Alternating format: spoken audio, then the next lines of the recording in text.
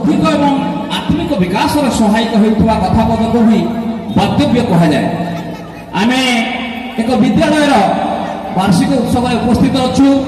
ମୋ ମା ଭଉଣୀ ଉପସ୍ଥିତ ସୁଧୀ ଜନତାଙ୍କୁ ଅନୁରୋଧ କରିବି, ଦୟାକରି ଟିକେ ନିରବତା ରକ୍ଷା କରି କଥା ପଦେ ଶୁଣିବେ। କାରଣ ଜଣେ ବ୍ୟକ୍ତାର କୌଣସି ସ୍ଥିତି ନଥାଏ, ଶ୍ରୋତା ନଥିଲେ। ଆମେ କାର୍ଯ୍ୟକ୍ରମ ତ ନିଶ୍ଚିତ ଭାବରେ ଦେଖିବା, ପିଲାମାନେ କାର୍ଯ୍ୟକ୍ରମ କରିବେ, ତାଙ୍କୁ ଆମେ ଉତ୍ସାହିତ କରିବା, କିନ୍ତୁ କାର୍ଯ୍ୟକ୍ରମ ବିଦ୍ୟା ଶିକ୍ଷା ସବୁ ଗୋଟେ ଧାରାରେ ଚାଲେ। ଆମେ ଏ କଥା ଜାଣିଛୁ ଯେ ଛୋଟ ପିଲାଟିକୁ ସ୍କୁଲକୁ ପଠାଉ କାହିଁକି ନା ବିଦ୍ୟା ଅର୍ଜନ କରିବ। ବିଦ୍ୟା ଅର୍ଜନ ଗୁରୁ ଶ୍ରେଷ୍ଠ। ବିଦ୍ୟା ଶବ୍ଦଟି ସଂସ୍କୃତ ବିଦ୍ ଧାତୁରୁ ଆସିଛି। ଏହାର ଅର୍ଥ ହେଉଛି ଟୁ ନୋ, ଜାଣିବା। ଏହାର ଅର୍ଥ ହେଉଛି ଟୁ ଏକ୍ୱାର ନଲେଜ, ଜ୍ଞାନ ଅଧିକାର କରିବା। ଏହାର ଏକ୍ୱାର ହେଉଛି ଟୁ ଲାଇଟ୍ ଦ ପୋଟେନ୍ସିଆଲିଟି ୱିଦିନ୍ ଆସ୍। ଆମ ଭିତରେ ଯେଉଁ ସଚରାଚର ପ୍ରଭୁ ପରମ ବ୍ରହ୍ମ ଆମ ଭିତରେ ଯେଉଁ ଶକ୍ତି ଦେଇଛନ୍ତି ତାକୁ ଆମେ ଆଲୋକିତ କରିବା। ସେଇଥିପାଇଁ ସ୍ୱାମୀ ବିବେକାନନ୍ଦ କହିଲେ ଯେ ଶିକ୍ଷାର ମାନେ ନୁହେଁ ଦି ମୋଡିଫିକେସନ ଅଫ୍ ବିହେଭିୟର, ଆମର ଚରିତ୍ର ପରିବର୍ତ୍ତନ ହେବ। We will learn many things, ଆମେ ଅନେକ ଗୁଡ଼ିଏ କଥା ଶିଖିବା ନା। ତାହେଲେ what is education? Education is the manifestation of divine perfection already existed in man. ଆମ ମଣିଷ ଭିତରେ ଯେଉଁ ଐଶ୍ୱରିକ ଶକ୍ତି ଅଛି, সেই ଐଶ୍ୱରିକ ଶକ୍ତିର ପୁନଃ ପ୍ରକାଶ କରିବା ହିଁ ହେଉଛି ବିଦ୍ୟା ବା ଶିକ୍ଷାର ଲକ୍ଷ୍ୟ। ଜଣେ ବିଦ୍ୟାର୍ଥୀ ବିନୟ ଭୂଷଣ ବିଦ୍ୟା, ଜଣେ ବିଦ୍ୟାର୍ଥୀ ବିନୟ ହେବା ଦରକାର ଏବଂ ବିଦ୍ୟାର୍ଥୀ ସେ ଜାଣିବା ଦରକାର ସେ ନିଜେ କିଏ। ତେଣୁ ବିଦ୍ୟାର ପ୍ରକୃତ ଅର୍ଥ ଜାଣିବାକୁ ହେଲେ ଆମକୁ ଆଭ୍ୟନ୍ତରୀଣ ଅନ୍ୱେଷଣ କରିବାକୁ ପଡ଼ିବ ଏବଂ ଆମକୁ ଜୀବନ କ'ଣ ବୋଲି ବୁଝିବାକୁ ପଡ଼ିବ। ଆମେ ଯେଉଁ ବିଦ୍ୟା ଅର୍ଜନ କରୁଛନ୍ତି ତାର ମୁଖ୍ୟ ଉଦ୍ଦେଶ୍ୟ ହେଉଛି ଜୀବନକୁ ସୁନ୍ଦର କରିବା। ତାହେଲେ ଜୀବନ କ'ଣ? ଆମେ କିଛି ବର୍ଷ ବଞ୍ଚୁଛନ୍ତି, ଆମେ ଘର ଦ୍ୱାର କରୁଛନ୍ତି, କିଛି ଶିକ୍ଷା ଅର୍ଜନ କରି ଚାକିରି କରୁଛନ୍ତି, ତା ଭିତରେ କ'ଣ ଜୀବନ ସୀମିତ? ନା, ତାହା ଜୀବନ ନୁହେଁ। ତାହେଲେ ଜୀବନ କ'ଣ? ନା ସଚରାଚର ଜୀବଜଗତକୁ, ପ୍ରାଣୀ ଜଗତ, ଉଦ୍ଭିଦ ଜଗତ ଏବଂ ମଣିଷକୁ ସାଧାରଣତଃ ଆମେ ଦୁଇ ଭାଗରେ ବିଭକ୍ତ କରିବା। ଗୋଟେ ହେଉଛି କନସିୟସନେସ୍ ବା ଚୈତନ୍ୟ, ଅନ୍ୟଟି ହେଉଛି ମ୍ୟାଟର ବା ଜଡ଼।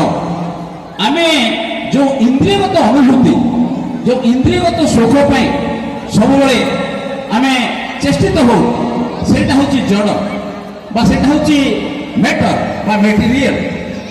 ଆମେ ଏ କଥା ଜାଣିବା ଦରକାର ଯେ ଆମ ଭିତରେ ଯେଉଁ ପରବ୍ରହ୍ମ ଅଛି ବା ଯେଉଁ ଆତ୍ମା ଅଛି, ସେ ଆତ୍ମାକୁ କଭର କରୁଥିବା ମାୟାଟି ହେଉଛି ଆମ ଶରୀର।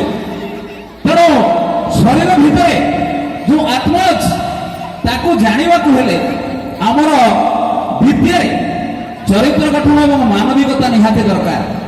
ଯଦି ଗୁଡ଼ାଏ ପାଠ ପିଲା ପଢ଼ିଲା କିନ୍ତୁ ତାର ମାନବିକତା ରହିଲା ନାହିଁ, ସେ ପରିବାର ପାଖରେ ଋଣୀ ଅଛି, ତା ବାପା ମା ପାଖରେ ଋଣୀ ଅଛି, ତା ଦାଦା ଖୁଡ଼ି ପାଖରେ ଋଣୀ ଅଛି, କାହା ପାଖରେ ଦିନେ ମୁଣ୍ଡ ନୁଆଇଁ ଜୁହାର ହେଲା ନାହିଁ, କିଏ ଗୋଟେ ସାଙ୍ଗସାଥି ପଡ଼ିଗଲେ ତା ପ୍ରତି ସେ ଦରଦ ପ୍ରକାଶ କଲା ନାହିଁ, ତାମାନେ ସେ ଶିକ୍ଷାଟି କ'ଣ ହେଲା? ନା ସେ ଶିକ୍ଷାଟି କେବଳ ଏକ ପୃଥ୍ୱୀଗତ ବିଦ୍ୟା ହେଲା, ତା ଦ୍ୱାରା ଆଭ୍ୟନ୍ତରୀଣ ବିକାଶ ହେଲା ନାହିଁ। ତେଣୁ ପ୍ରତ୍ୟେକ ପିଲା, ପ୍ରତ୍ୟେକ ଅଭିଭାବକ ଏ କଥା ଅନୁଭବ କରିବା ଦରକାର ଯେ ଆମେ ପିଲାଟାକୁ ଶିକ୍ଷା ଯେଉଁ ଦେଉଛନ୍ତି ତାକୁ ଆଲୋକିତ କରୁଛନ୍ତି। ତା ଭିତରେ ଯେଉଁ ପ୍ରକୃତି ଏବଂ ପୁରୁଷ ରହିଛି, ତା ଭିତରେ ଯେଉଁ ବ୍ରହ୍ମ ରହିଛି, ମାୟା ରହିଛି, ତା ଭିତରେ ଯେଉଁ ଚୈତନ୍ୟ ଏବଂ ଜଡ଼ ରହିଛି, ଆମେ ତାକୁ ଫିଲ୍ଟର କରିବା।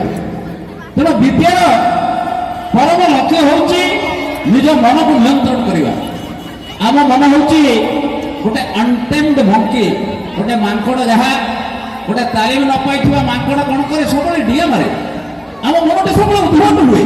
ଆମେ ଭାବୁ ଯେ ସିଏ ମୋତେ ଗାଳି କଲେ ମୁଁ ତାକୁ ଗାଳି ଦେବି, ସିଏ କରପସନ କରି ଉନ୍ନତି କରିଗଲା ମୁଁ କରପସନ କରି ଉନ୍ନତି କରିଯିବି, ସିଏ ଯଦି ମୋ ସହିତ ସମ୍ପର୍କ ରଖୁନାହିଁ ପଡ଼ୋଶୀ ମୁଁ ବି ତା ସହିତ ସମ୍ପର୍କ ରଖିବି ନାହିଁ।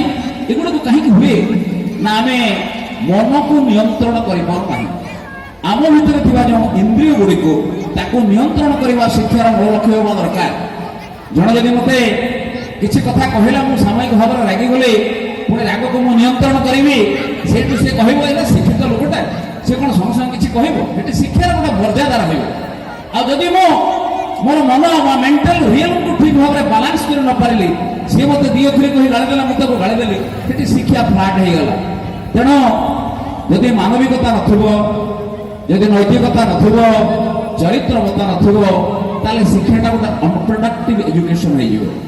ସେଥିପାଇଁ ସ୍ୱାମୀ ବିବେକାନନ୍ଦ କହିଥିଲେ, you give me good mothers, I will give you a good nation. ମୋତେ ଆପଣମାନେ ଗୋଟେ ଭଲ ମା ଦିଅନ୍ତୁ, ମୁଁ ଆପଣମାନଙ୍କୁ ଏକ ଭଲ ରାଷ୍ଟ୍ର ଦେବି। ତାଙ୍କର କହିବାର ଉଦ୍ଦେଶ୍ୟ ହେଉଛି ଯେ ଜଣେ ଅଭିଭାବକ, ଜଣେ ବାପା ସକାଳରୁ ସଞ୍ଜ ପର୍ଯ୍ୟନ୍ତ ଅର୍ଥ ରୋଜଗାର କରିବା, ପରିବାର ଚଳିବା ପାଇଁ ବିଭିନ୍ନ ଆଡ଼େ ବ୍ୟସ୍ତ ରୁହନ୍ତି। ମା ପାଖରେ ପିଲା ବ୍ୟସ୍ତ ରହେ, ପରିବାରରେ ଯେଉଁ ଅନ୍ୟ ମା ଭଉଣୀମାନେ ରହନ୍ତି ତା ପାଖରେ ପିଲାଟି ବ୍ୟସ୍ତ ରହେ।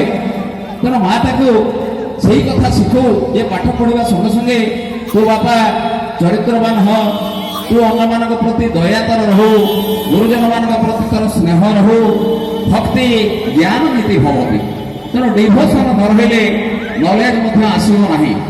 ମୁଁ ଆପଣଙ୍କୁ ଏଠି ଗୋଟେ ଉପାଦେୟ କଥା କହିବି ଯେ ଆମର ପୂର୍ବତନ ରାଷ୍ଟ୍ରପତି ଏପିଜେ ଅବଦୁଲ କାଲାମ, ସିଏ ଜଣେ ଭାରି ଆଧ୍ୟାତ୍ମିକ ଲୋକ ଥିଲେ।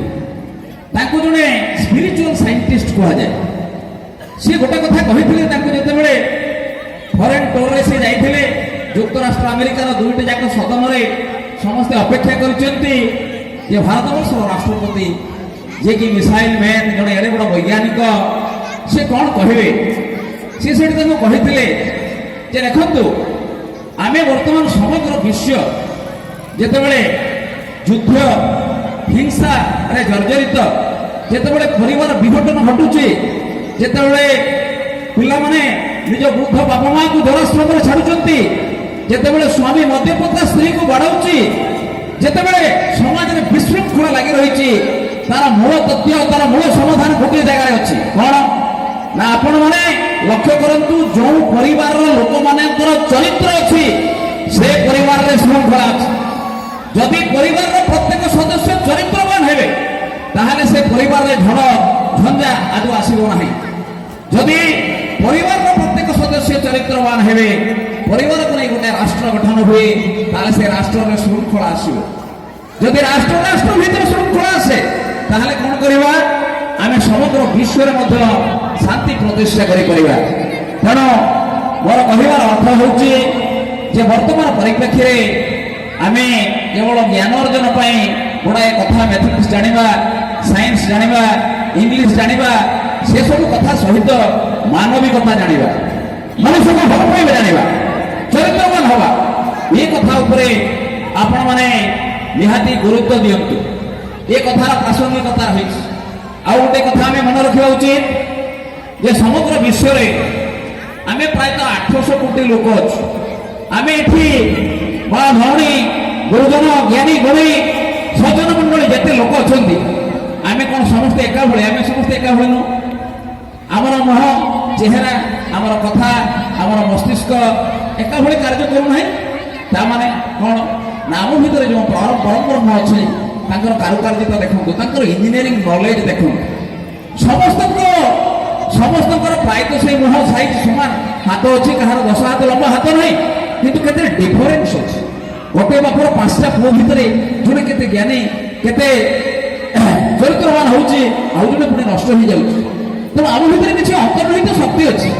ସେ ଅନ୍ତର୍ନିହିତ ଶକ୍ତିର ବିକାଶ ପାଇଁ ତାକୁ ଆମେ ଟେମ୍ପ କରିବା ଦରକାର, ବା ତାକୁ ଆମେ ଠିକ ନିୟନ୍ତ୍ରିତ ଢଙ୍ଗରେ ପିଲାଟି ଦିନରୁ ଆମେ ତାକୁ ସଜାଡ଼ିବା ଦରକାର। ଅନ୍ୟ ଏକ କଥା ମୁଁ କହିବି ଯେ ଆମର ଅନେକ ସମୟରେ ଧର୍ମକୁ ନେଇ, ସଂସ୍କୃତିକୁ ନେଇ ଆମ ଭିତରେ ଅନେକ ଗୁଡ଼ିଏ ବିଭ୍ରାଟ ସୃଷ୍ଟି ହୋଇଥାଏ। ଆମେ ଯେତେବେଳେ ଶିକ୍ଷା କରୁଛନ୍ତି, ଶିକ୍ଷା ଧର୍ମ ଏବଂ ସଂସ୍କୃତି ସହିତ ଅଙ୍ଗାଅଙ୍ଗୀ ଭାବରେ ଜଡ଼ିତ। ଆଶା କରିବି ଟିକେ ନିରବତା ରକ୍ଷା କରି ଶୁଣିଥିବେ ଯେ ଧର୍ମ କ'ଣ? ଧର୍ମ କ'ଣ? ଧର୍ମ ଏକ ଧାରଣା, ଧର୍ମ ଏକ ବିଶ୍ୱାସ, ଧର୍ମ ଏକ ଆଧ୍ୟାତ୍ମିକ ଅନ୍ୱେଷଣ। ଧର୍ମ ହେଉଛି ଆମ ସୃଷ୍ଟିକର୍ତ୍ତା ପ୍ରଭୁଙ୍କ ସହିତ ଆମର ସମ୍ପର୍କର ଏକ ସେତୁ। ଧର୍ମ ହେଉଛି ଏକ ଶାଶ୍ୱତ ନିୟମ, ଯାହା ଜୀବନ ଧାରଣ କରିବା ପାଇଁ ସମସ୍ତଙ୍କୁ ଶକ୍ତି ପ୍ରଦାନ କରିଛି। ସେଥିପାଇଁ ଉପନିଷେଦରେ କୁହାଯାଇଛି ଯୋ ଧାରୟତି ଅଧର୍ମ। ତେଣୁ ଧର୍ମକୁ ନେଇ ବିଭେଦ ସୃଷ୍ଟି କରିବାର କୌଣସି କାରଣ ନାହିଁ। ଯେଉଁ ଧର୍ମ ମଣିଷର ଜୀବନକୁ ବିକଶିତ କରିପାରୁନାହିଁ, ଯେଉଁ ଧର୍ମ ମଣିଷକୁ ଜୀବନ ଦେଇପାରୁନାହିଁ, ଯେଉଁ ଧର୍ମ ମଣିଷକୁ ଭଲ ପାଇବା ଶିଖାଇ ପାରୁନାହିଁ, ତାହା କେବଳ ଧର୍ମ ନୁହେଁ, ତାହା ଅଧର୍ମ ମାତ୍ର। ସଂସ୍କୃତି କଥା ଆମେ କହିବା, ଆମେ ସଚରାଚର ଭୂଖଣ୍ଡରେ ସମଗ୍ର ଭାରତବର୍ଷରେ ଆମେ 150 କୋଟି ଲୋକ ବାସ କରୁଛୁ। ଆମ 150 କୋଟି ଲୋକ ବିଭିନ୍ନ ରାଜ୍ୟର ଲୋକ ଭିନ୍ନ ଭିନ୍ନ ଭାଷାରେ କଥାବାର୍ତ୍ତା ହୁଅନ୍ତି, ତାଙ୍କର ବେଶଭୂଷା ଅଲଗା, ଖାଦ୍ୟପେୟ ମଧ୍ୟ ଅଲଗା, ତଥାପି ଆମେ ସମସ୍ତେ ନିଜକୁ ଭାରତୀୟ ବୋଲି କହୁ। ତାର କାରଣ କ'ଣ? ତାର କାରଣ ହେଉଛି ନା ଆମେ ସମସ୍ତେ ଭାରତବର୍ଷର ବୈଦିକ ସନାତନ ଧର୍ମ ଆମକୁ ଯେଉଁ କଥା ଶିଖେଇଛି ତାକୁ ବିଶ୍ୱାସ କରୁ। ଗଙ୍ଗା ଏକ ପବିତ୍ରତମ ନଦୀ, ଗଙ୍ଗାକୁ ଆମେ ସମସ୍ତେ ବିଶ୍ୱାସ କରୁ। ଆମେ ସମସ୍ତେ ବିଶ୍ୱାସ କରୁ ଚାରିଧାମ ଦର୍ଶନ କଲେ ପାପ ନାଶ ହୁଏ। ଆମେ ସମସ୍ତେ ତ୍ରିବେଣୀ ସ୍ନାନ କରିବାକୁ ଭଲ କରୁ। ଆମେ ସମସ୍ତେ ବିଶ୍ୱାସ କରୁ ଯେ ଶରୀରଟା ମିଛ ଏବଂ ଆମର ଆତ୍ମା ହିଁ ହେଉଛି ସତ୍ୟ। ତେଣୁ କେବଳ ଭଗବାନ ସତ୍ୟ, ଜଗତ ମିଥ୍ୟା, ଏହି କଥାଟା ଆମେ ମାନିଥାଉ। ସେଥିପାଇଁ ହିନ୍ଦୁ ଧର୍ମରେ ଅନ୍ୟ ଧର୍ମାବଲମ୍ବୀ ଭଳି ଏକ ନିର୍ଦ୍ଦିଷ୍ଟ ଠାକୁରଙ୍କୁ ପୂଜା କରାଯାଏ ନାହିଁ, ବା ଏକ ନିର୍ଦ୍ଦିଷ୍ଟ ମନ୍ଦିର ବା ଉପାସନ ସ୍ଥଳୀ ନଥାଏ, କିମ୍ବା ଏକ ନିର୍ଦ୍ଦିଷ୍ଟ ଧର୍ମଗ୍ରନ୍ଥ ନଥାଏ। ଆମର ଯେଉଁମାନେ ଖ୍ରୀଷ୍ଟିଆନ ଧର୍ମାବଲମ୍ବୀ ମାନେ ସେମାନେ କ'ଣ କରନ୍ତି ନା ଯୀଶୁ ଖ୍ରୀଷ୍ଟକୁ ତାଙ୍କର ଭଗବାନ ବୋଲି ଭାବନ୍ତି। ବାଇବେଲ ତାଙ୍କ ପାଇଁ ହେଉଛନ୍ତି ଧର୍ମଗ୍ରନ୍ଥ ଏବଂ ଚର୍ଚ୍ଚ ହେଉଛି ତାଙ୍କର ଉପାସନା ପୀଠ। ସେଇଭଳି ଇସଲାମ ଧର୍ମାବଲମ୍ବୀ ମାନେ ସେମାନେ କ'ଣ କରନ୍ତି ନା ପ୍ରଫେଟ ମହମ୍ମଦ ତାଙ୍କର ହେଉଛନ୍ତି ଭଗବାନ, କୋରାନ ତାଙ୍କର ଧର୍ମଗ୍ରନ୍ଥ, ମସଜିଦ ତାଙ୍କର ହେଉଛି ଉପାସନା ପୀଠ। କିନ୍ତୁ ଆମ ହିନ୍ଦୁ ଧର୍ମରେ ସେମିତି ନାହିଁ। ଆମେ ଗଛ ମୂଳରେ ପଥରଟାକୁ ପୂଜା କରୁ, ଆମେ ତୁଳସୀକୁ ପୂଜା କରୁ, ନିମକୁ ପୂଜା କରୁ, ଆମେ 33 କୋଟି ଦେବତାଙ୍କୁ ପୂଜା କରୁ। ତାର ଅର୍ଥ ହେଉଛି ଭାରତୀୟ ସନାତନ ଧର୍ମ ଆମକୁ ଏ କଥା ଶିଖେଇଛି ଯେ ଜୀବନ ଧାରଣ ପାଇଁ ପ୍ରକୃତିର ଏକ ଶାଶ୍ୱତ ନିୟମ ରହିଛି। ଆମ ହିନ୍ଦୁ ଧର୍ମର ଯେଉଁ ଶାସ୍ତ୍ର ରହିଛି ବେଦ, ତାର କେହି ରଚୟିତା ନାହାନ୍ତି। ବେଦର କିଛି ଆରମ୍ଭ ନାହିଁ କିମ୍ବା ଶେଷ ମଧ୍ୟ ନାହିଁ। ତେଣୁ ସଂସ୍କୃତି ଏବଂ ଧର୍ମକୁ ନେଇ ଅନେକ ସମୟରେ ଅନେକ ଯେଉଁ ବିଭ୍ରତା ସୃଷ୍ଟି ହୁଏ ତାକୁ ଆମେ ବୁଝିବା ଦରକାର। ମୁଁ ଗତ ବର୍ଷ ଏକ ସରସ୍ୱତୀ ଶିଶୁ ମନ୍ଦିରର ବାର୍ଷିକ ଉତ୍ସବ କାର୍ଯ୍ୟକ୍ରମରେ ଉପସ୍ଥିତ ଥିଲି, ମୁଖ୍ୟ ବକ୍ତା ଥିଲି। ସେଠି ଜଣେ ବକ୍ତା କହିଲେ ଯେ ବର୍ତ୍ତମାନ ଆମେ ଯେଉଁମାନେ ଇଂଲିଶ ମିଡ଼ିୟମ ସ୍କୁଲରେ ପଢୁଛୁ ଏବଂ ସେଠି କ'ଣ ହେଉଛି ନା ଆମେ ଗୋଟେ କ୍ୟାଣ୍ଡେଲ ଜାଳି ତାକୁ ହ୍ୟାପି ବାର୍ଥଡେ କହି କ୍ୟାଣ୍ଡେଲଟାକୁ ଲିଭେଇ ଦେଉଛି, ସେଇଟା ଭାରତୀୟ ସଂସ୍କୃତି ନୁହେଁ। ମୁଁ କହିବି ସେଇଟା ମଧ୍ୟ ଭାରତୀୟ ସଂସ୍କୃତି। କାରଣ କ'ଣ ଆପଣ ମୋତେ କହିଲେ କ'ଣ ସାର୍ ସେଇଟା କେମିତି ଭାରତୀୟ ସଂସ୍କୃତି? କାରଣ ଯେତେବେଳେ ଆମେ ଜନ୍ମଦିନ ପାଳନ କରୁଛୁ, ଗତ ବର୍ଷ ବା ଯେଉଁ ବର୍ଷ ଗୁଡ଼ାକ ଚାଲିଗଲା ତାର ସବୁ ଭୁଲଟିକୁ ଆମେ ପୁଣି ଦେଉଛୁ। ଯେମିତି ଆମେ ରାବଣ ଥିଲା, ଅନ୍ୟାୟ କରୁଥିଲା, ରାବଣ ପୁଣି କରୁଛୁ, ସେମିତି ଆମେ କ୍ୟାଣ୍ଡେଲଟା ଜାଳିକି ପୁରୁଣା ଦିନର ଭୁଲ ତ୍ରୁଟି ଗୁଡ଼ାକୁ ସବୁ ଆମେ ପୁଣି ଦେଉଛୁ, ଭୁଲି ଯାଉଛୁ। ଏବଂ ଆମେ ଯେତେବେଳେ କେକ୍ ଖାଉଛୁ, ମିଠା ଖାଉଛୁ, ଆମେ ଆଗାମୀ ଦିନକୁ ସ୍ୱାଗତ କରୁଛୁ। ତେଣୁ ଭାରତବର୍ଷର ପରମ୍ପରାରେ, ଭାରତବର୍ଷର ସନାତନ ଧର୍ମର ସବୁ କଥା একত্রিত হয়েছে, সবু ধর্মর সমন্বয় ঘটেছে, সবু কথা একত্রিত হয়েছে। আমি যদি প্রকৃত সুখ চাহুচ্ছন্তি বা প্রকৃত আনন্দ চাহুচ্ছন্তি, গোটে সুস্থ পরিবার চাহুচ্ছন্তি, তাহলে আমি কোন করিবা না আমি ସବୁବେଳେ চেষ্টা করিবা দরকার যে আমি সেই আনন্দকে কিভাবে ভাবে পাইপারিবা। তাকে পাইবার দুইটা রাস্তা আছে কলিযুগ পাই। গোটে হচ্ছে আমি জপ তপ আরাধনা করিবা, বৈরাগ্য তো নেই পারিবা ନାହିଁ। শ্রী চৈতন্য সেই কথা আমাকে শিখাইছন্তি যে আমি হরে কৃষ্ণ হরে রাম কহিবা বা কিছু সময় পাই ঈশ্বরকে জপ করিবা। সেই জপ আমি করিপারিবা, কিন্তু জপ কলাবেলে মধ্য আমি নিজকে সম্পূর্ণ ভাবে উৎসর্গীকৃত করিবা দরকার। আমি যেମିତି বুলিବାକୁ যাଉଛନ୍ତି, বেগ নেଉଛନ୍ତି, বেগটাকে আগে লজরে রখি তারপরে বুলিବାକୁ যাଉଛନ୍ତି। আমি যদি বেগটাকে মুন্ডরে রখি বুলিবা আমার ঠাকুর দেখাଯିবেনি, কারণ আমার মনটা সেই বেগ পাখে রহব।